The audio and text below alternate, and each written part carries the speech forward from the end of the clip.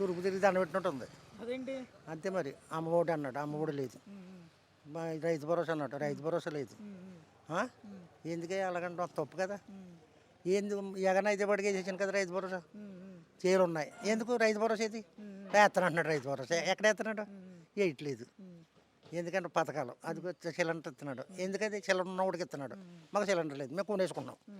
ఏమండే చేసామంటే మంచి పనులు చేయాలి, అంతే తప్ప. కానీ చేస్తాను పిల్లలు ఇంట్లో ఎంతమంది ఉంటే పిల్లలు అంతమందికి 15,000 వేసేస్తాను అన్నాడు. వేసాడా? ఒక్కడికి వేసాడా?